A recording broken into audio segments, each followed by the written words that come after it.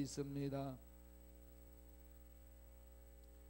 자, 오늘은 10가지 재앙, 10가지 재앙이 나타난 하나님의 능력에 대해서 살펴보겠습니다. 하나님이 이 악한 영들과 싸우시는 그런 기적을 맛보게 하시는 거죠. 10가지 재앙 속에. 거기 보면은 이상한 문자가 나와 있죠. 뭐가 나와 있어요? 피게이파, 악도 우매, 흑장이라. 이게 뭐예요? 한번 다 같이 한번 따라해 볼래? 피게이파, 악도 우매, 흑장이라.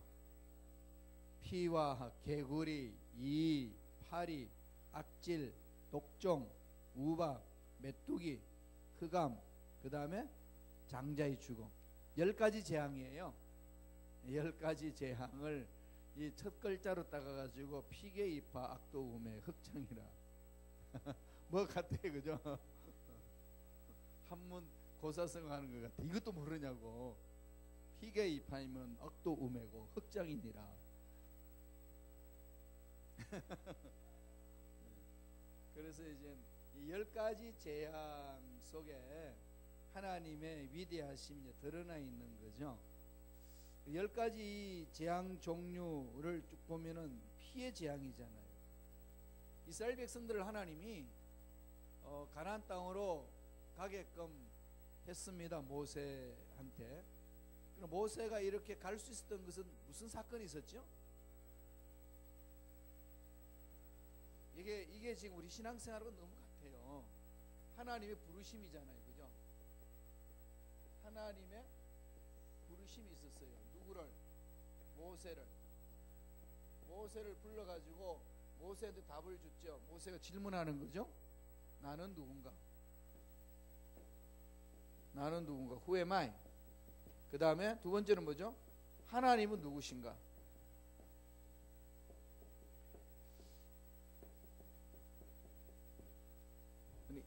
나라는 존재는 누구고 하나님은 누구신가? 이 물음이죠. 하나님, 여러분 믿는 하나님 어떤 분이죠? 이게 이제 나의 신앙의 가장 핵심적인 포인트잖아요. 세상의 문제 앞에, 세상의 어려움 앞에, 세상의 고통 앞에 내가 믿는 하나님 어떤 하나님? 야곱이 처음에는 하나님을 믿는다고 그랬지만은 하나님 기도한 내용을 들어보면 어떤 하나님이었죠? 아브라함의 하나님, 이삭의 하나님으로 끝납니다.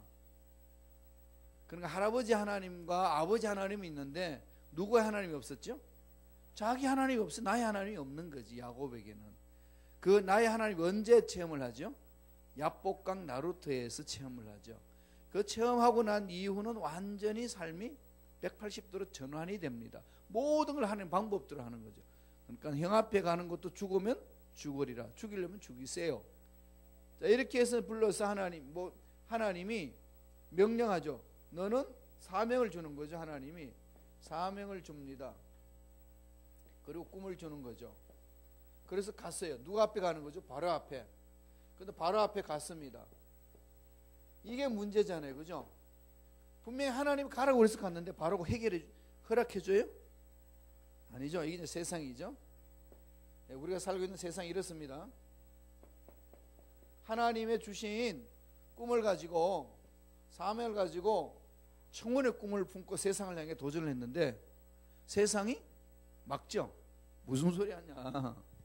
근데 다 막습니다. 사업도 그렇고 직장도 그렇고 앞날의 형통함도 그렇고 내 자녀들의 풀어질 듯 하면서도 안 풀어지고, 내가 주를 선신해서 자녀만큼이라도 하나님 풀어주셔야지 왜 이렇게 고생시킵니까? 이런 게 한두 가지가 아니죠. 세상이 꽉 막아요. 바로 모세가 하나님의 부르심을, 모세가 가겠다고 그러지는 않았습니다. 하나님 불러서 말씀하셔서 가라. 갔어요. 바로 앞에 가니까 바로가 뭐하죠? 너 무슨 소리 하냐? 그러죠. 그래서 내가 이것 때문에 왔다. 그 다음에 하나님 보내서 왔다. 다 설명하지만 바로의 대답은 너. 이게 우리가 살고 있는 세상에서 외치는 소리입니다. 근데 여기에서 이제 우리는 다시 물어야 되는 거죠. 그러면은 안 풀어지는 상황 속에서 나는 누군가? 문제 앞에 있는 나는 누군가? 그 다음에 그 문제 앞에 내가 몸부림치는 내가 믿는 하나님은 어떤 분인가? 전능하신 하나님? 아니 비실비실하신 하나님? 아니 째째한 하나님? 풍성하신 하나님? 문제를 풀어주신 하나님? 막는 하나님? 이거는 하나님과 이제 실험인 거죠. 그래서 나는 누구인가? 질문 Who am I 하고 Who are you? 당신은 누구십니까? 라는 그 물음 속에 답이 있으셔야 돼요. 지금 제가 여러분들 정리는 해드리지만은 그게 하나님 그런가 보다 이런 식이 이거 가지고는 안 됩니다. 내가 누군지 정확히 아는 거죠. 내가 누군지 정확히 알면 그게 최선을 다하는 거죠. 그 삶을 사는 겁니다. 흔들리지 않고. 그 다음에 문제 앞에 하나님이 누구냐라고 알면은 그 하나님을 체험한 자들은 그 문제에 대해서 자세가 바라보는 눈이 삶의 스타일이 달라지겠지요. 이걸 여러분들이 이 바로 앞에 선 모세와 바로와의 이 투쟁하는 거 보면서 내 신앙생활을 어떻게 해야 되는지 그걸 살피는 거죠. 야곱이 하나님 앞에 투쟁했던 것처럼 몸부림쳤던 것처럼 바로가 가로막을 때 모세는 어떻게 했느냐 이 부분이죠. 그 다음에 이제 바로가 나중에 해결해 주면은 누가 또 가로막죠? 이스라엘 백성들이 가로막습니다. 백성들만 가로막는 게 아니고 또 누가 가로막죠? 자연이 홍해가 광야가 그죠? 끊임없이 바로 같은 존재는 이 세상에는 나타나는 거죠. 세상은요 하나님의 사명을 가지고 비전을 가지고 가는 자에게 노하지 예스로 풀지 않습니다. 여기에서 이제 많은 갈등을 느끼는 거죠. 전능하신 하나님 어디 계시냐? 왜 나에게 이런 일이 있냐? 이런 게 참 이해되지 않는 일들이 얼마나 많은지 모릅니다. 전번에 우리 신년 축복성회 할 때에 데니엘 뉴먼 목사님 미국 목사님 오셨잖아요. 그분이 YM 전도단 예수 전도단 출신인데 나하고 저하고 이제 같이 이제 호텔에 왔다 갔다 하면서 대화 나눌 때 내용이 자녀들이 어떠냐 물어봤어요. 근데 애들이 잘 풀어지는 것 같으면서 갈등을 느끼고 괴로워한다 이거지. 그러면서 그 목사님 툭 던지는 말이 목사님 우리 하나는 왜 그럴까요? 내가 그렇게 헌신하는데 얘들은 쫙쫙 풀어주면 얼마나 좋겠어요? 얘들은 쫙쫙 풀어지면 얼마나 좋겠습니까? 나 이렇게 열심히 헌신하고 그냥 목숨부터 달려가는데 그게 모든 사람들의 질문이고 갈등이죠. 그런 지금 바로 앞에 선 이 모세의 상도 그겁니다. 안 돼. 그러니까 하나님이 거기 어떻게 개입하시죠? 그게 개입하신 게 10가지 재앙이에요. 이렇게 하나님은 우리를 보살피실 때에 하나님의 특유의 방법으로 이끌어 주신다는 것. 그래서 10가지 종류에는 하나님의 하나님 되심을 드러내는 거죠. 10가지 한번 보죠. 어떻게 하느냐? 아침에 나일강에서 아론의 지팡이가 나일강의 하수가 피로 변하는 것. 개구리는 바로 궁중에 개구리가 가득 찬 것. 그 다음에 이재앙. 이건 티끌이 2가 된다. 티끌이 2가 된다는 건 감히 상상하겠어요? 그 다음에 파리재앙. 아침에 일어나니까 뭐 집집마다 파리 가득한 거지. 아프리카의 그 케냐에 있는 그 마사이 부족 애들이 그냥 파리가 입에 들어가도 그냥 가만히 있는 것처럼 이렇게 뭐 그것도 그냥 징그러운데 온 천지가 파리라는 것. 그 다음에 생축재앙이 뭐죠? 악질. 이게 이제 사람과 짐승들의 피부병이잖아요. 심한 피부병이 걸려요. 독종은 뭐죠? 몸에 독종이 생기는 것. 우박은 아침에 우박이 늘어지는 것, 곡식은 다 깨지는 거죠. 열심히 노력했던 것이 숲으로 돌아갑니다. 메뚜기 마찬가지죠. 채소들을 다 뜯어 먹어버리니까 사람들이 먹고 살만한 게 없습니다. 흑암, 이것은 온 땅에 3일 동안이 빛이 없어요. 다 멈춰졌죠. 그 다음에 10번째는 뭐죠? 초태생의 재앙, 장자의 죽음이죠. 이 10가지 재앙을 하나님이 노하는 그 세상을 향하여 하나님의 능력이 나타나는 거죠. 10가지 재앙으로 하나님의 능력을 드러냅니다. 그러면은 이 10가지 재앙이 뭘까 이거죠. 왜 하나님이 이 10가지 재앙을 구체적으로 제시하셨을까요? 결론부터 내리자면은 애굽 사람들이 섬기던 신이었어요. 애굽 사람들이 섬기는 신이 10가지로 이렇게 축약이 됩니다. 그러니까 나일강은 모든 생명이잖아요. 그들에게 나일강은 물은. 그래서 이제 독일 가면은 라일강이 있죠. 나일강이 아니고 라일강이 있는데 라일강의 기적이다. 한국은 한강의 기적이다. 뭐 이러면서 막 이야기하잖아요. 생명줄이에요.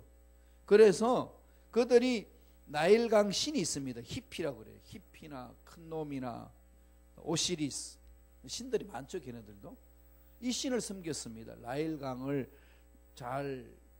다스려주는 신을 섬겨야 자기들의 생명줄이니까. 그런데 자기들이 섬기던 나일강의 신을 어떻게 해서 하나님이 피로 물들려 버리는 거죠.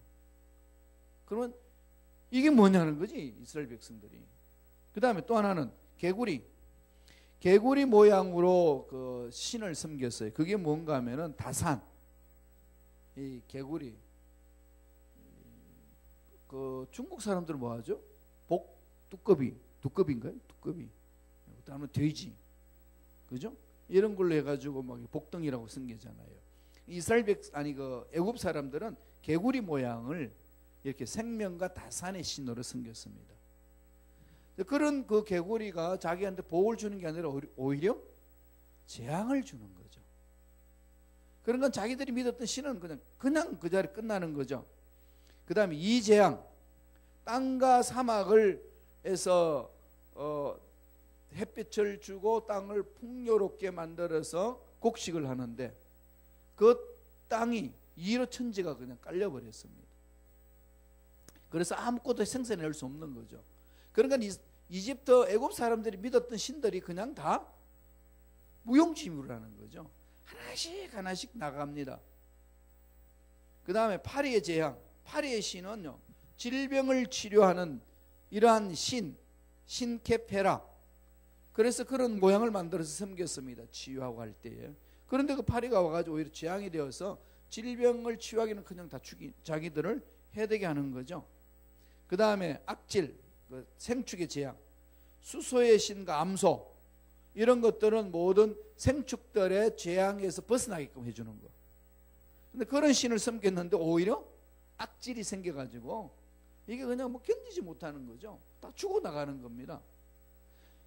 그 다음에 독종, 이 돼지의 신, 그 다음에 의술의 신, 질병의 신, 모든 것들을 이렇게 치유해 주는 거거든요. 살려주는 거거든요. 타이폰이라든지, 그 다음에 이모템이라든지, 세커메시라든지, 이건 이집트 사람들이 섬기는 신이었는데 그게 오히려 독종으로 나타나서 사람들을 죽입니다. 우박, 이 우박은 이제 대기의 신이라 가지고 하늘의 신, 하늘에서 싱싱한 것을 내려주는 거죠. 생산하고. 이런 신을 섬겼는데 오히려 곡식을 다 죽여버리는 거죠. 그리고 못 살게 하는, 결실을 못 맺게 하는 거죠. 누트, 그다음에 오시리스. 그다음에 이제 곡식을 지켜주는 신이 세라피스입니다. 곡물의 신 세트. 이게 이제 모든 메뚜기로 그냥 다 소멸시킵니다. 마지막 흑암의 세력은 이기는 게 뭐죠? 태양이잖아요. 이스라엘 백성은 태양의 신을 섬겼습니다. 제우스 신을 섬긴 거죠. 원래 제우스 신을 섬기는 때가 언제인지 아시나요? 제우스 축제 25일이에요. 12월 25일. 12월 25일이 제우스 축제입니다. 그러고 나서 이제 그게 우리 이방인들을 섬기니까 로마가 완전히 기독교 국가로 이제 공인을 했잖아요. 그러면서 이방인들의 축제에 대항해서 우리의 축제 이러면서 예수님 오심을 그날로 정해가지고 한 거죠. 원래는 예수님 날짜를 보면은 3월 달인가 그러죠. 그 부분인데 그건 아직 역사적인 고정으로 정확하게 되지는 않죠. 점으로 그렇게 이야기를 합니다. 왜냐하면 목동들이 그 추운 겨울에 목동을 지키지는 않죠. 바깥에 가서. 예. 그래서 이 초봄이 아니냐. 이렇게 이제 학자들은 추정을 합니다. 그럼 왜 12월 25일이 됐냐? 그건 어떤 영적 전쟁 차원에서 한 거죠. 영적 전쟁 차원에서 어차피 예수님의 생신을 아무도 모릅니다. 그 기록되어 있지 않으니까. 그러면은 제우스 신이 하나님을 하나님이 아니라 예수 그리스도가 이 세상의 주인이시다 라고 해서 대항해서 나온 거죠. 그런데 이걸 이제 역으로 사람들 생각해 가지고 왜 제우스 신에 있는 그 크리스마스를 지키냐 이런 엉뚱한 소리를 하고 있는데, 그거는 이제 영적 전쟁으로 나오는 것들, 그렇게 해서 우리 축제를 해나가는 이런 부분이 있습니다. 하여튼 애굽에서는 10가지의 섬기던 신을 다 하나님이 안 놔두죠. 다 죽여버렸습니다. 그 다음에 그러니까 흑암의 신은 태양신을 섬기는데, 태양신은 빛을 보여주는데 거기 뭐가 있죠? 흑암이 있는 거죠. 깜깜 흑암으로. 그럼 태양신이 아무 쓸모가 없는 거죠. 그 다음에 뒷장 넘겨보세요. 그 다음에 초태생 재앙이 있는데, 장자의 재앙이죠. 생명의 신 포타야, 재생의 신 민, 출산 시 여인을 돌보는 신 헤케트, 어린이 수호신 이시스, 다산의 신 오시리스, 이런 모든 그 신들이 하나도 보호를 못 해주는 거죠. 태어나자마자 다 죽어버리니까, 첫 태생은. 그러니까 결국은 하나님이 뭘 얘기를 하는 거죠? 모든 것을 다 하나님 이외에는 다른 신이 없다는 것을 모세에게 불러가지고 하나님 누구신가를 체험하게 하는 거죠. 어디서? 바로 앞에서. 그러면은 이거를 10가지 재앙이 모세만 체험했나요? 그럼요. 여긴 다 모두가 다 영적 전쟁을 치르는데 이스라엘 백성 전체가 다 체험을 합니다. 그럼에도 불구하고 이스라엘 백성들이 광야 생활에서 반항하고 배반하고 던지는 것은 인간의 연약한 것을 그대로 보여주는 거죠. 그 노아는 여기에 대해서 하나님이 누구신가? 하나님은 재앙으로 심판합니다.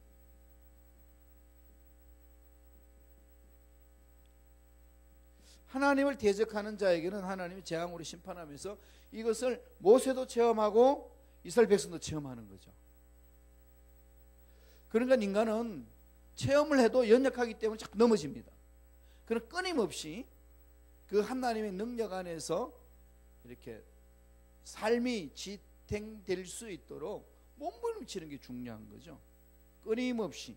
그러지 아니하면은 이스라엘 백성들 보면서 우리 모습 어떤지를 정확히 알 수 있잖아요. 하나님 이런 기적을 주시는데도 불구하고 이스라엘 백성들은 딴 짓을 했던 것처럼 우리 현대 그리스도인들도 충분히 은혜를 체험하고 나서도 옛날에는 그랬었지라고 하면서 과거에 있었던 사건으로만 치부해버리지, 그 에베네셀 하나님이 지금 여기에서도 에베네셀 하나님이 되셔서 내 삶을 보호해 주시고 지탱해 주시고 인도하신다는 그 신앙이 희박해질 수가 있습니다.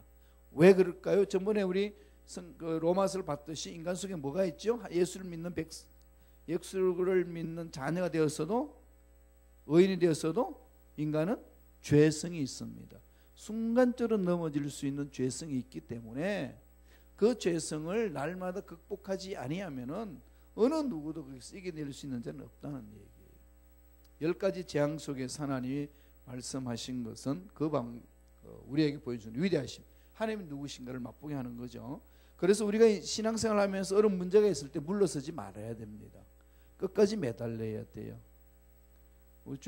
주일날 우리 말씀을 서로 나눴지만은 고난은 무조건 이기는 거다. 이겨내야 됩니다. 버텨야 되지. 절대로 이 환경 저 환경 이 조건 저 조건 따지면서 뒤로 물러서서는 안 된다는 거죠. 그게 바로 어디서 출발한다는 거죠? 하나님은 누군가. 모세가 바로 앞에 가기 전에 이 체험 있고 나서 갔지, 광야에서 40년 훈련했기 때문에 간 건 아닙니다. 그죠? 아무리 광야에서 고생해도 하나님과 이 만남이 없으면은 바로 앞에 가가지고 내 백성 내놔라라고 말할 수 없는 거죠. 노하는데 어떻게 정적 전쟁을 칠 겁니까? 도저히 안 되는 거죠. 그래서 모세를 통해서 하나님 우리에게 그걸 가르쳐 주는 겁니다. 뭘 보라는 거죠? 하나님의 위대하심을 체험하라는 거죠. 그러니까 우리 인생에 문제가 일어나면은 늘 마음속에 그래야 됩니다. 이 사건은, 이 환경은, 이 문제 속에 나는 위대하신 하나님을 반드시 체험하고 말리라. 하나님을 나는 체험하고 말리라. 그 몸부림치는 거죠. 울며 불며 체험하지 않습니다. 금식하며 매달리며 체험하고, 그거 뒤로 물러서면 안 됩니다. 흑암의 세력들을 어떻게 하든지 넘어지게 만들지만은 우리들은 끝까지 매달려야 되는 거죠. 전부도 한번 말씀드렸습니다만은 그 이지선 자매 다 알잖아요. 그 이제 분당 우리 교회 다녔던 그 자매인데, 이찬수 목사님 아주 또 젊은 사람한테도 유명하고 지금도 아주 유명한데, 시카고, 이게 고향이 시카고잖아요. 아니 저기 고향이 아니라 이민 일로 와가지고 어디 살았냐? 로렌스 살았어요. 로렌스에 저기. 그래서 자기는 내 평생 로렌스를 잊어먹지 못한다고. 그 로렌스에 캐캐 묵은 냄새가 나는 그냥 다락방 같은데 거기에서 처박혀가지고 뭐 한다고 뛰는 그 젊은 날의 그 청춘, 거기에서 생각하면 지긋지긋하다는 거지. 응? 어머님은 옆집에 살죠. 그래서 그 연합 장로교에 다니시는데, 그 지긋지긋해가지고 그나마 사업 좀 할까 말까 하다가 하나의 부르심을 받고 한국으로 갔어요. 가니까 또 그게 녹록하나요? 한국이란 게? 아는 사람 없고 혈혈단신이지. 미국 가도 고통스럽고 한국 가도 고통스럽고 괴로움이 이루 말할 수 없는데, 거기서 뭐가 있을까요? 예, 하나님 앞에 영적 전쟁 친 거죠. 하나님과 함께 매달렸습니다. 그렇게 해서 이제 교회, 분당 교회를 지금 개척해서 하는데, 지금 거의 2만 명 나옵니다. 그러니까 아주 그냥 선한 영향을 끼쳐요, 그 목사님이. 이제 그분이 자기가 섬기는 교회의 그 이지선 자매가 거기에 이제 사고가 터진 거죠. 그러니까 완전히 뭐 몸이 다 익어버렸습니다. 그러니까 붕대 감고 있고 있는 거, 뭐 그냥 삶을 포기하고 죽어야 된다고 그러고 막 그런 상황 속에 그 이제 권사님 있고 그 오빠도 있고, 근데 그 가가지고 그 목사님 하는 말씀이, 우리가 이렇게 신앙생활 열심히 하고, 그 자매가 참 그 유아 교육학과를 다녔기 때문에 애들을 좋아해가지고 그러니까 주일학교에서 봉사하고 있었던 거지. 정말 예쁘게 신앙생활 잘하고 있고, 뭐 세상에 근심 걱정 모르는, 대학원 때 가려고 좀 준비하고 있는 그런 자매였는데, 정말로 이 청혼의 꿈을 품고 살아가는 자매 아니겠어요? 사진 보셨는지 모르지만 얼굴도 그 당시에는 예쁜 얼굴이었고, 이게 그냥 얼굴을 보니까 말이 아닌 거죠. 그러니까 인생 못 산다는 때에 그렇게 열심히 헌신하고 주를 위해서 살았는데 왜 이런 일이 있습니까? 라고 물을 때 이 전수 목사가 대답해 준 게, 여태껏 신앙생활은 이때를 위함이었다. 이거 이겨내려고, 이거 이겨내게 하시려고 우리 이렇게 만들어 주신 것 아니냐. 하나님 섭리 어떻게 다 이해하겠냐. 그러나 지금 우리가 이해할 수 있는 것은 이때를 위함이라. 그렇게 해서 그 자매가 다시금 살 소망을 이제 갖기 시작하죠. 신앙생활 하면서.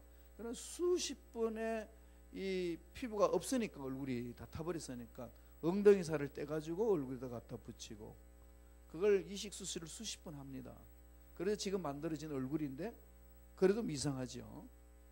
그러니까 눈을 감지를 못하는 거지, 입을 다물지를 못하는, 피부가 다 이렇게 당겨버리니까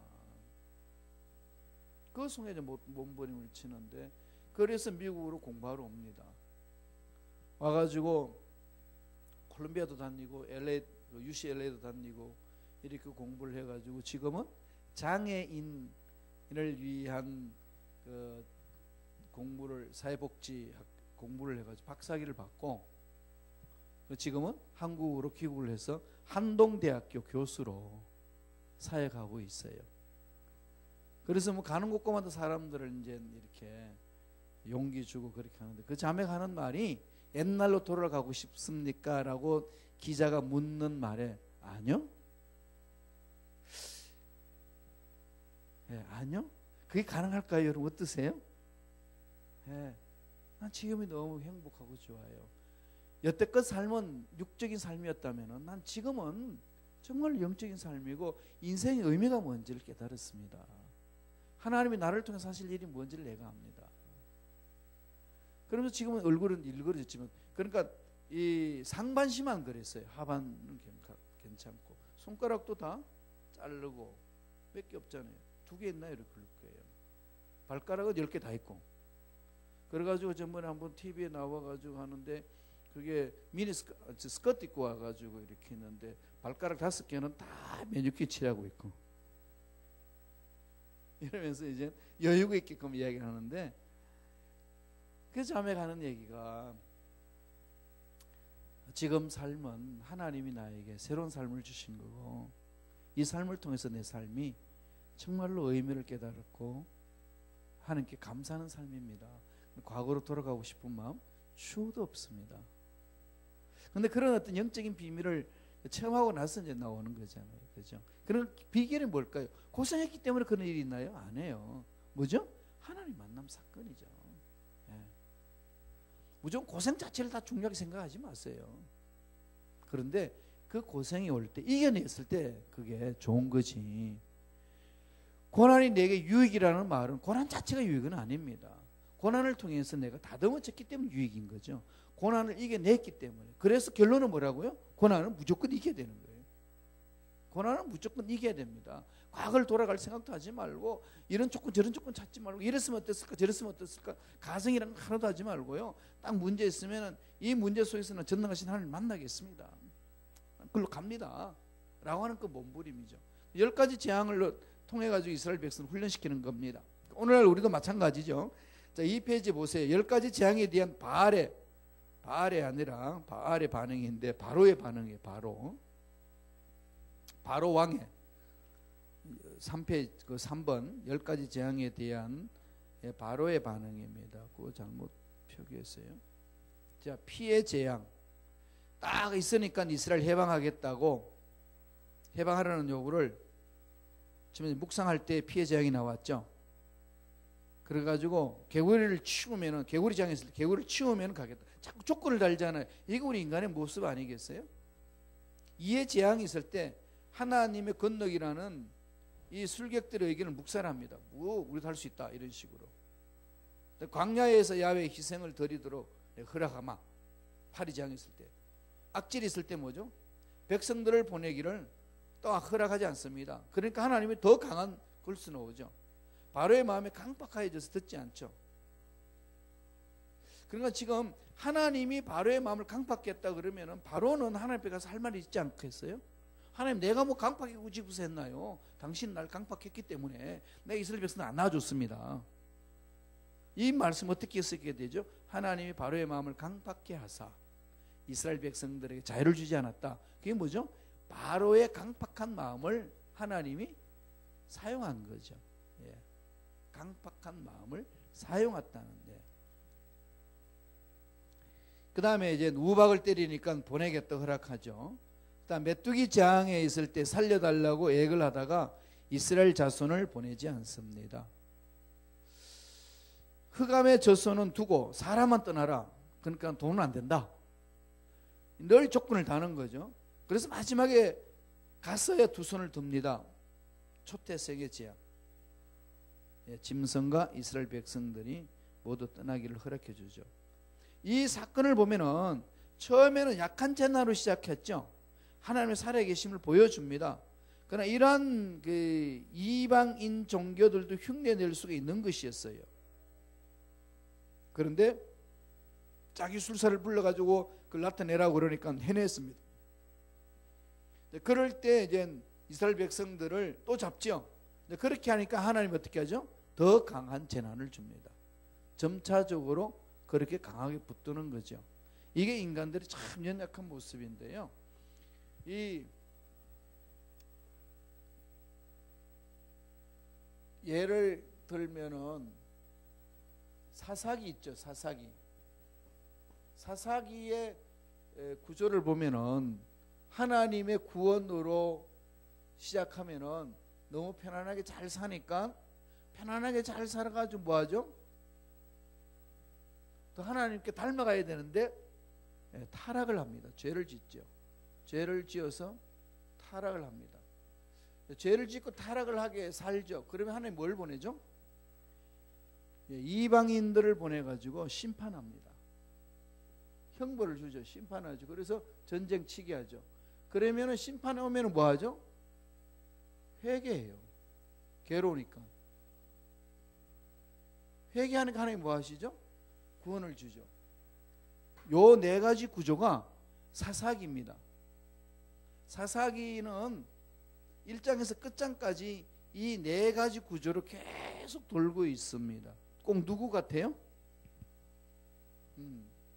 우리 신앙생활의 이 하나의 어떤 이 모습 같지 않나요? 스타일. 이런 부분들을 우리가 자꾸 이렇게 말씀을 통해서 돌아보는 거죠. 근데 꼭 이렇게 잘 되면은 왜 그럴까요? 자꾸 딴짓 하려고 그래요. 그러면 하나님이 타락한 자들은 결국은 회개시키기 위해서 하나님이 주시는 것은 형벌이죠. 예, 여기서 이제 형벌이 심판에 나오는 거는 형벌로 나오는 건데, 따라서 이 우리들이 이렇게 이런 문제, 형벌이 있고 고통이 꺼림이 있을 때마다 늘 자신을 돌아보잖아요. 돌아보고 하나님 앞에 올바로 가려고 하는 거죠. 그게 바로 돌아보면 회개죠. 그래서 내 속에 숨어있는 죄악은 무엇인지, 하나님 앞에 올바로 쓰지 못한 것은 무엇인지, 이런 부분들을 다 알려주면은, 그러한 것들을 돌이키면은 곧장 하나님은 능력으로 나타나시는 거니까.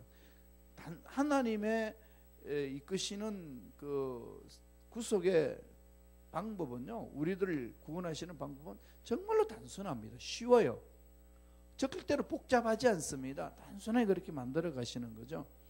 지금 이스라엘 백성들을 애굽에서 출애굽시키려고 하시는데, 바로 왕이 이 재앙의 얕은 재앙 가지고 말 안 듣습니다. 하겠다 해놔놓고 자기도 이겨낼만 하니까 노 그럽니다. 늘 조건을 다는 거죠. 우리 신앙생활이 하나님 앞에 이제 이러면서 이제 가까이 가는 건데, 그런 일이 있을 때마다 어떻게 하라고요? 돌아보면서 예습권들 끊어버리고 하나님 앞에 이제 올인하는 거죠. 이게 이제 우리 신앙생활이 성숙해 나가는 모습입니다. 결국은 하나님이 이런 어떤 재난을 주시고 하는 것은 하나님 앞에 올바로 서기 위한 것이고, 올바로 서서 무엇을 맛보라는 거죠? 하나님 예비하신 복을 체험하라는 거죠. 하나님이 예비하신 복을 체험하는 삶, 이게 이제 중요하다는 겁니다. 자, 그렇다면 그런 인간들이 이제 반응이 있는 데 대해서 하나님 10가지 준 재앙의 의미를 한번 간단히 보지요. 자, 피의 재앙은 뭐죠? 하나님 뜻에 반대하는 자, 죽음을 면치 못한다는 거죠. 뜻을 지켜라. 그 다음에 풍요를 상징, 개구리 재앙은 풍요를 상징하는 개구리, 고통의 도구가 되게 하는 거죠. 자기 스스로 풍요는 결코 내 인생을 보호해주지 못한다는 거죠. 이의 재앙은 하나님을 배반한 자는 고통을 당할 수밖에 없다. 어릴 때 그 이가 막 이렇게 막 사람 공격해 오는 거 아나요? 어릴 때는 그냥 유교 사변 일어나고 나서 그랬었어요. 저도 유교 사변 일어나고 나서 8년 후에 태어났거든요. 그러니까 우리 때는 이제 보릿고개 같은 거 어릴 때부터 이제 그런 거를 체험을 하잖아요. 그런데 그때는 왜 이가 많은지 몰라요. 그러니까 이가 많으니까 몸이 근질 가려워가지고 그냥 못 견디는 겁니다. 이런 부분들이 애들한테 그냥 있는데, 그게 참 고통스러운 일이 있어요. 그래가지고 그냥 그 미군들이 와가지고 그냥 막 DDT로 그냥 막 뿌려주고 막 그렇게 해서 이를 박멸하는 일이 있는데, 어르신들은 지금 다 아시죠? 60세 이상 넘은 분들 이게 무슨 말인지 다 압니다. 그죠? 고통스러운 거죠. 지금도 이가 있다고 그러대요. 노인 아파트도 이가 있나요? 없죠? 빈대는 있고. 하여튼 그런 부분들이 있으면은, 빈대 있으면 사람 잠 못 자요. 이 사람 괴롭히는 것은 미처 말할 수 없는 거죠. 그러니까 하나님을 반역한 인간이 당하는 그 자연 재앙이 어떤지를 맛보게 하는, 파리 재앙은 뭐죠? 자, 이스라엘들만 고통스럽게 한 것은 악인과 의인의 결과를 보여주는 거죠. 그러니까 결국은 이제 그런 모습을 계속 설명해 주는 거잖아요. 생축, 재앙, 그건 악질이죠. 애굽이 숭상하던 동물이 피조물임을 가르쳐 주잖아요. 너 안 된다 이런 거죠.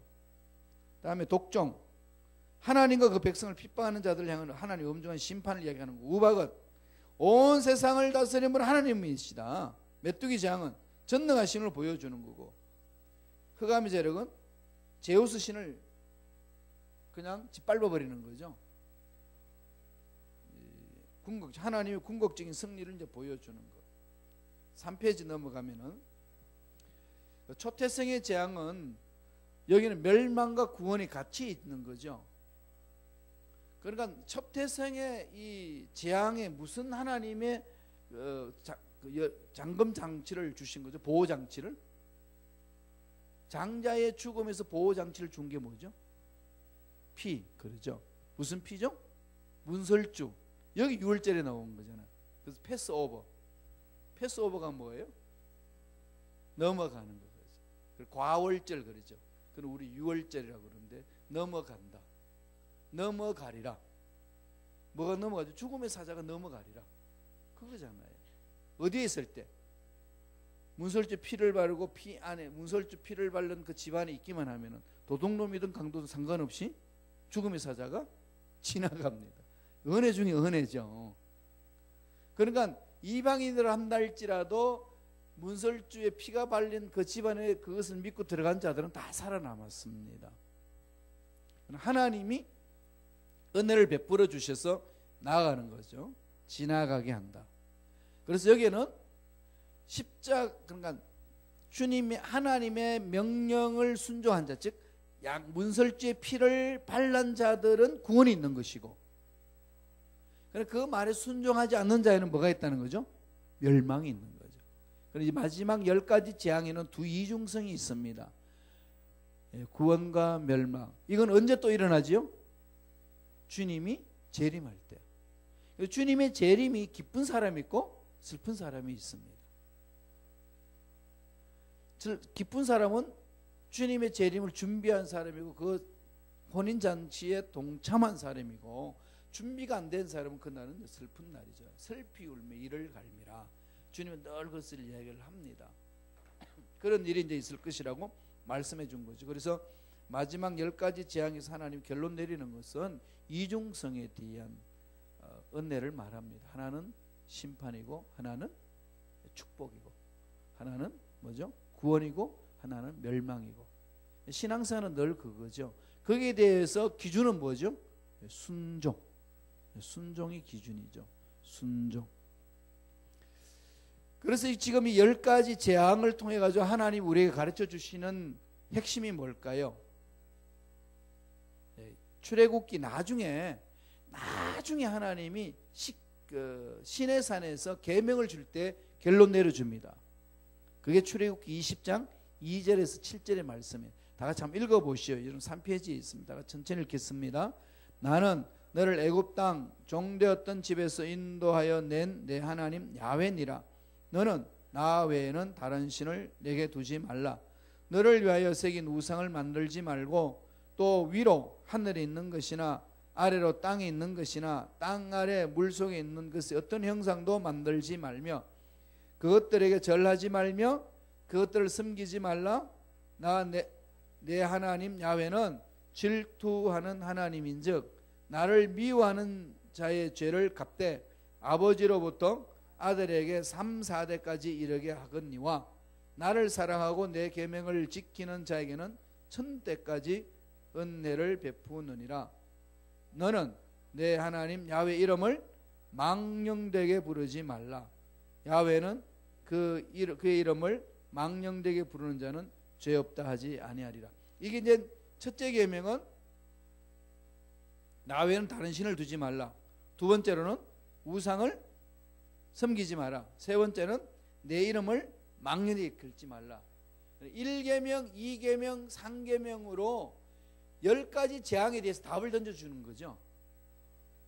하나님의 결론은 그거예요. 10가지 재앙에 대해서는 하나님 이외에는 다른 법이 없다 이겁니다. 하나님만이 그거라는 거죠. 그래서 이제 하나님이 바로 왕 앞에서 10가지 재앙을 통해 가지고 맛보게 한 다음에 모세를 불러 가지고 시내산에서 계명을 줄 때 1계명, 2계명, 3계명을 그렇게 넣어 주는 겁니다. 여기에서 지금 우리가 하나 또 짚고 넘어가야 될 부분이 뭐가 있냐면요, 3계명에 내 이름을 망령되이 일컬지 말라 그랬죠. 하나님의 이름, 하나님 야훼의 이름이죠. 야훼 하나님의 이름을 망령되이 일컬지 말라. 야훼 이름이 뭘까요? 야훼.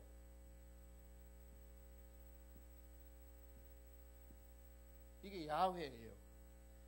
히브리 요트 와우 해 와우. 이 야훼를 여기서부터 쓰잖아요. 그러면 이거는 위 요드니까 야, 그다음 페 와우니까 해는 H, 그다음에 베 W 이거예요. YWHW 이게 표현하면 이런 거죠. 이걸 어떻게 망령되 이끌지 말 하나님 이름 이거를. 그래서 이게 성경을 이제 필사할 때에 이 단어만 나오면은 이 쓰던 펜을 그만두고 새로운 펜을 가지고 이 글씨를 썼어요. 상계명을 지키려고. 그러니까 이제 야훼라는 것을 구전으로 내려오는데 함부로 이름을 못 부릅니다. 그러니까 함부로 이름을 못 부르니까 이 야훼를 뭘로 고쳤냐면은 아도나이. 예.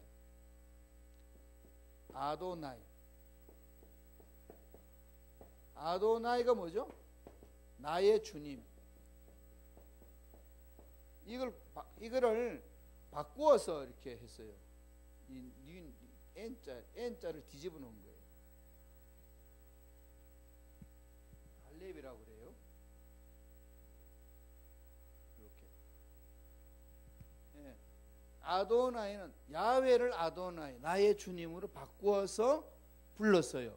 그러니까 후대에 와가지고 이것을 잃어버렸습니다. 그래서 이걸 나중에 뭐라고 불렀냐면 처음에 지금 뭘로 부르죠? 여호와. 예, 여호와. 우리는 계속 여호와 하잖아요. 저호바, 여호와. 근데 여호와라고 이제 어렴풋이 그렇다라고 이름을 불렀는데 지내고 보니까 여호와가 아니라 야훼다 라고 학자들이 다시금 이름을 정확하게 찾아냈습니다. 그래서 우리가 야훼 하나님, 우리 성경에 보면은 야훼 하나님이라는 말을 이제 쓰지요. 이걸 우리 교단에서는 대한성서공회에다가 여호와는 옛날에 불렀던 이름이고 우리가 학자들이 연구해 보니까 지금 모든 학자는 야훼로 부르는데 우리가 쓰는 성경에도 여호와 대신에 야훼로 쓰겠다, 허락해 주라 이렇게 해가지고 허락을 받았어요. 그래서 우리 성경에는 여러분 고상한 언어 야훼가 나와야지요. 그럼요. 다른 때는 그게 또 하나 고친 게 있어요. 뭔지 아시나요? 또 다른 성경하고 또 고친 게 있어요. 침례, 밥티즘 이걸 다 세례로 했거든요. 세례라는 게 뭐죠? 물을 뿌리는 거잖아요. 세례는 물을 뿌리는 건데 밥티즘은 물에 잠기는 겁니다. 그래서 물에 잠기는 걸 왜 세례냐? 우리는 세례가 아니라 침례다. 그래서 세례 대신에 침례라는 단어를 성경 속에 집어넣어서 쓰는 교단 두 교단이에요. 그것도 역시 대한성서공회에다가 우리는 이렇게 해석하고 가겠다 해서 침례교단하고 침례교회하고 순복음교회는 이게 침례를 씁니다. 침례. 그럼 우리 물속에 푹 잠기는 거죠. 물속에 잠기는 순간에 나의 모든 죄는 다 가라앉고 죽었고 옛사람은 죽었고 물속에서 나왔을 때에 주님이 무덤에서 부활한 것처럼 새 사람이 되었다라고 선포하는 그 내용이 이제 침례죠. 그게 밥티조예요. 밥티즘 이러는데 밥티조인데 그 의미. 그래서 우리 침례교단에는 침례 말만 바꿔놓고 그들은 또 여호와는 그대로 또 써요. 우리는 한 발 더 앞서 나가지고 이미 아버지 이름을 정확히 불러야지. 그래서 야훼로 바꾸자 해서 우리 성경책에는 야훼로 표기를 하는 겁니다. 그래서 여러분 이 자막에 보면은 성경은 여호와가 되는데 야훼로 나올 때는 그것 때문에 이렇게 야훼로 표기한다는 거. 다른 사람이 물으면은 왜 야훼야 그랬더니 나도 잘 몰라. 이러면 안 돼요. 야훼라는 것은 그렇게 해서 된 거야. 이거를 과정을 가르쳐 줘야 돼요. 그게 10계명 중에 3계명에 너무 사람들이 집중하다 보니까 아버지 이름을 망령되 일으키면 안 되는 거지. 그러니까 이건 한국 문화에도 그들이 있잖아요. 아버지 이름을 함부로 안 부르죠. 존남 이렇게. 그걸 가지고 귀하게 여기서 잘 안 부릅니다. 귀하게 여는 것처럼 그러다 보니까 이 유대인들이 잃어버려서 나오는 거죠. 미국 오니까 그냥 자기 이름 막 부르지. 그냥 뭐 목사님이고 뭐 선생님이고 없어. 그냥 야 그리고 파노 뭐 그냥 불러. 조그마한 애들이. 그런 것이 이제 서양 문화인데 우리는 유대인의 문화하고 유사한 게 너무 많아요. 그렇게 나오는 거지. 예. 그렇게 해서 아도나이로 바꾸었다가 이름을 잊어버렸는데 후대에 나중에 다시금 학자들이 찾았다. 그래서 지금 야훼다. 이렇게 해서 이제 부르는 거예요. 그게 상계명 때문에 그랬습니다. 그랬는데 여기에서 이제 하나님이 말씀하시는 거 뭐죠? 나 외에는 다른 신 없다. 너들 10가지 재앙 보지 않았느냐? 이집트 사람들이 섬겼던 신 그게 무용지물이었지 뭐가 그들을 살려줬냐?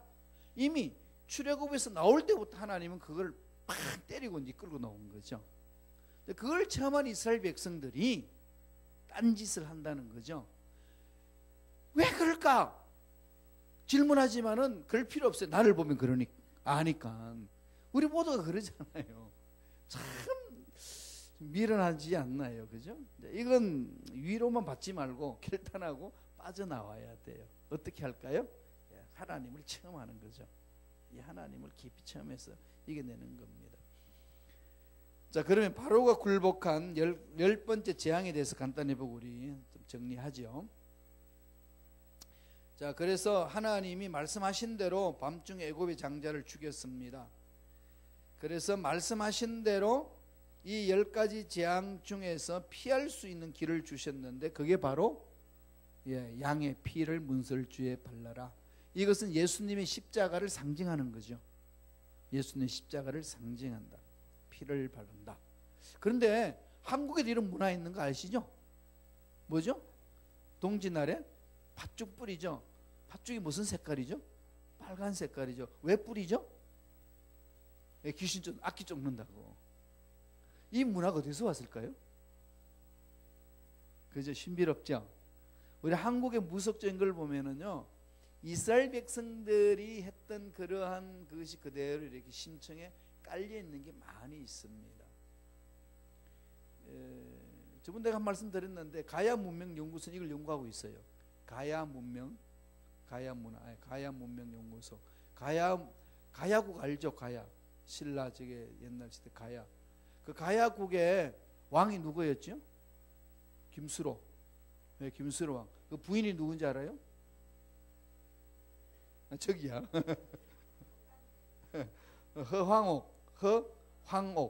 허황옥이 한국말로는 허황옥을 한자로 썼지만은 그분이 어디서 온 분이죠?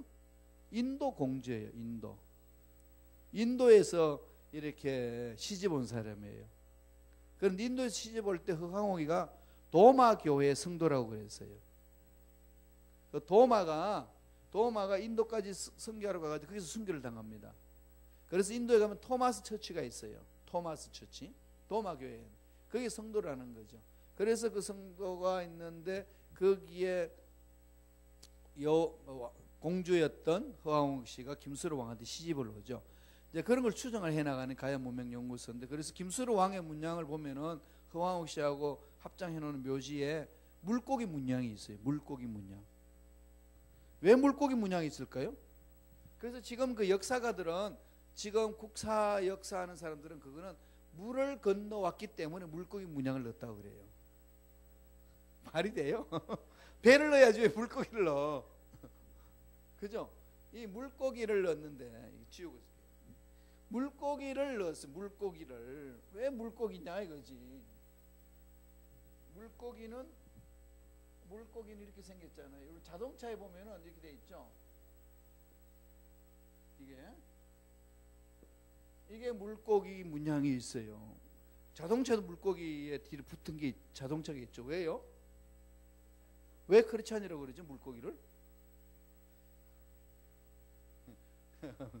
그죠? 예, 익투스. 익투스가 물고기예요. 익투스가 헬라어로 물고기라는 뜻입니다. 그러면은 이 이니셜에 다 뜻이 있어요. 이오타는 뭐죠? 이오타, 헬라어로 이오타는 예수스, 크리스투스, 크라이스트죠. 그 다음에 이거는 뭐죠? 테오스, 하나님. 유는 뭐죠? 휴오스, 아들. S는 뭘까요? 소테리우스, 구원자. 예수 그리스도는 하나님의 아들이시면서 우리 구원자이시다. 요걸 이니셜을 다 모았더니 익투스가 나와요. 익투스가 뭐라고요? 물고기. 그래서 초대교회는 내가 그리스도인이다 그러면 물고기 표시로 표시하고, 자동차에도 뒤에다 물고기 표시 달잖아요. 그죠? 그래서 자동차 뒤에 물고기를 달면 조심해야 돼요. 빨간불 쓸 때 반드시 써야 되지. 그냥 지나가 버리고 속도 그냥 이게 55마일인데 80마일 달려버리고 막 물고기가 막 그래 빨리 달려. 이럴 때 이제 물고기 의미가 다 바래지는 거죠. 나는 그리스도인입니다라고 표시하는 거죠. 그래서 저는 차에 절대로 물고기 안 달죠. 익투스 그 의미예요. 그래서 지금 거기 가야 문명 연구하는 거기에서 이걸 보면서 김수로 왕 앞에 묘지에 이 물고기 문양이 있는 것은 바로 도마의 교인을 표시하지 않느냐. 그게 이제 정설 역사에서는, 한국사에서는 연구를 안 하니까 그게 무슨 말인지 몰랐던 거죠. 믿지 않는 사람들이니까. 그래서 그 당시에 발견됐던 토기를 보면은요, 제사장들이 기름 부을 때 쓰는 토기들이 많이 나오는데, 그래서 그들이 국사학자들은요, 무슨 토기는 알 수 없는, 용도를 알 수 없는 토기 이렇게 이름을 붙여놨어요. 모르니까. 그리고 가야문명연구소들은 이건 제사장들이 기름 부을 때 쓰는 건데 무슨 뭐 알 수 없느냐고. 그런데 그건 지금 한국 역사에서 받아주지 않아요. 야사로 지금 남아있는 건데, 그래서 지금 그게 정사로 들으려고 많은 노력은 하고 있어요. 근데 그렇게 가만히 보면은 한국에 비슷한 게 너무 많이 있어요. 삼신 할머니. 삼신당은 어디서 나왔을까? 그죠? 성부, 성자, 성령의 하나님이 잊어버리고 그걸 가져간 거지. 그러나 우리 무속적인 문화가요, 그 이스라엘 백성들이 섬겼던 그런 부분들이 너무 많았으면 동짓날은 왜 팥죽을 끓이고 그걸 악기 쫓는다고 피를 왜 붉은 것을 발랐던 건지, 삼신당 할매는 왜 생긴 건지, 왜 꼭 삼신인지 그건 잘 몰라요. 두루마리를 흰 옷을 입고 그냥 백이 민족이다 그러면서 그렇게 하는 거거든요. 그게 다 그 유대인들이 제사 지낼 때에 두루마리 입는 그런 모습인데, 그런 것들이 참 많이 있어요. 그다음 김수로 왕의 물고기 문양이 있고, 그다음 귀지개라고 하나요? 거부가 햇빛 나면 고기를 내밀어라, 그러면 안 잡아먹지 뭐 이러면서 나오는 게 있어요. 한글을 한교로 했는데 그건 그런 뜻이 아니고 성령이여 성령이여 오시옵소서. 가야 문명연구소는 그렇게 연구를 해나가고 있습니다. 그리고 우리 민족이 참 특이하다니까요. 이 민족이요, 참 특이한 민족이에요. 그래서 지금 대한민국 시끄럽지만은 대한민국이 부상하려고 저러는 거지 죽으려고 저러는 거 아니에요. 그러나 여기 미국까지 왔어요 우리가. 그럼 우리 어떻게 해야 되지? 미국 당시 난리 치는데 우리도 같이 난리 칠 게 아니라 우리는 살아남아야지, 그죠? 늘 성령 안에서 이제 회복해 나가야 되는 겁니다. 그런 은혜가 있어요. 우리 민족에는 그런 은혜가 있어요. 그러니까 이 미국 땅에 살면서 문제 있다고 절대로 뒤로 물러서지 말고 결심하셔야 돼요. 그리고 연세 드셔도 이 나이에 이걸 하라 그러지 마세요. 마르고 닳도록 하리라. 그러셔야지. 병들어서 못하면 안 되잖아, 그죠? 다 달아서 없어질 때까지 하기. 할렐루야. 네, 그렇게 가는 거죠. 우리는 달아서 없어질 때까지 한다. 순복음 시카고의 표입니다. 달아서 없어질 때까지 하기. 네, 버티는 거. 자, 이렇게 이제 10가지 재앙을 통해서 하나님만이 위대하다를 가르쳐 준 거죠. 하나님만이 위대하다. 그게 나중에 십계명의 신의 산에서 받게 합니다. 그게 이스라엘 백성들의 삶을 이끌어가는 핵심 가치예요. 우리들도 거기에 집중이 돼야 되는 거죠. 그런데 이제 그래서 10가지 재앙할 때 보세요. 10가지 재앙 중에 애굽 사람들이 기절초풍합니다. 출애굽기 12장 30절 한번 볼까요? 다 같이 읽습니다. 그 밤에 바로와 그 모든 신하와 모든 애굽 사람이 일어나고 애굽에 큰 부르짖음이 있었으니 이는 그 나라에 죽임을 당하지 않은 집이 하나도 없었습니다. 그러니까 자기들을 지켜준다는 신, 이 신은 아무 쓸모가 없는 거죠. 그들 앞에서는. 뭐 신 그 프타아나 민이나 다음에 헤케트나 이시스나 오시리스나 이런 신은 자기들한테 아무 없으면 자기 아들 죽어가는 모습 보고 얼마나 이게 무능력함을 깨닫겠습니까? 이게 하나님의 위대하심을 보여주는 모습이죠. 오늘 우리들의 인생의 문제에서 많이 있을 때에 내가 믿었던 그것들이 그냥 건강도 물질도 명예도 한순간 날아갔을 때에 내 행복이 거기 있지 않다는 걸 알잖아요. 그런 건 저와 여러분 어디에 매달려야 되죠? 하나님께 매달려야 되는 거죠.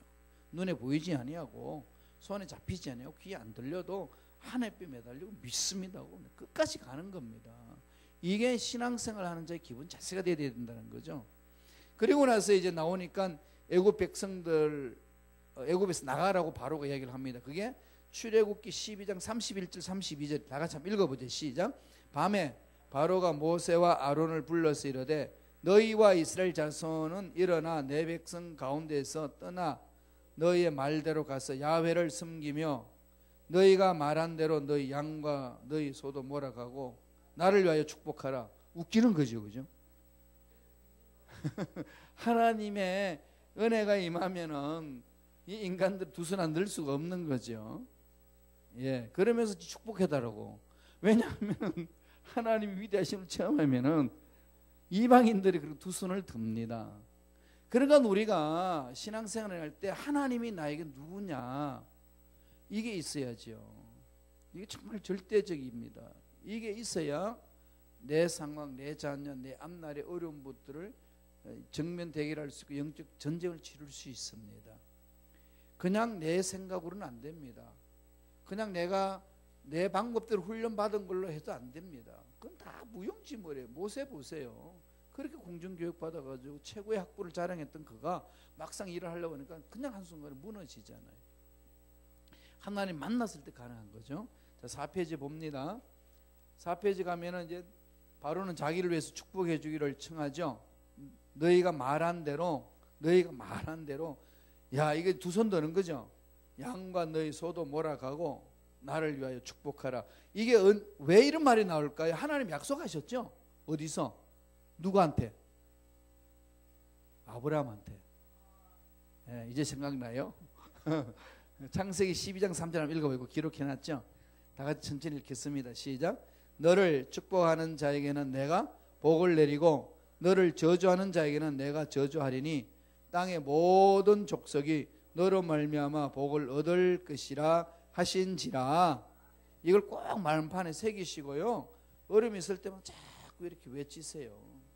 전 독일에서 7년 동안 비자 없이 막 꼬일 때는요, 그 로마서 4장 17절 18절 이 말씀을 날마다 묵상을 했습니다.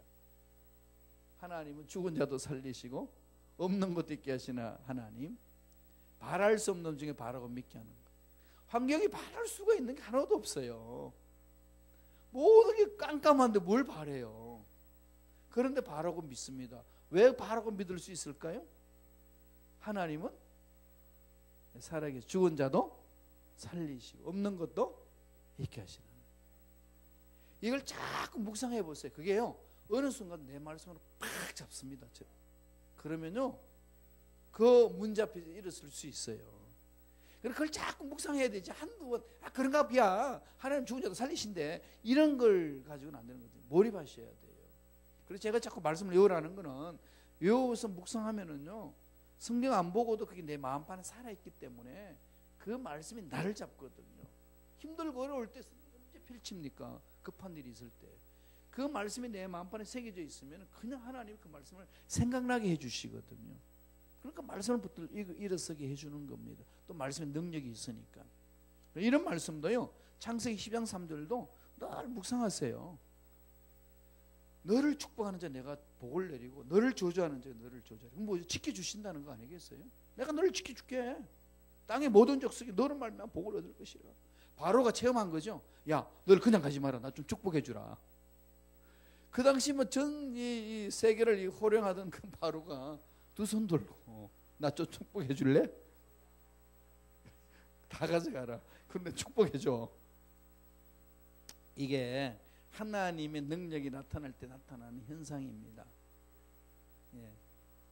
그렇죠? 예. 자, 그래서 일반 애굽 사람들도 이스라엘 민족을 속히 보내라 했다는 것은 뭐죠? 더 이상 이스라엘 백성을 안고 있으면 재앙이니까. 우리가 기도원 올라갈 때 언제 올라가죠? 올라가지 말라고 아무리 잡아도 올라가는 사람들이 있어요. 보금자리가 흔들려 버리면은 지금 뭐 잠도 뭐 안 오고 잠잘 곳도 없는데 어디 가겠어요? 기도원 가고 매달려야지.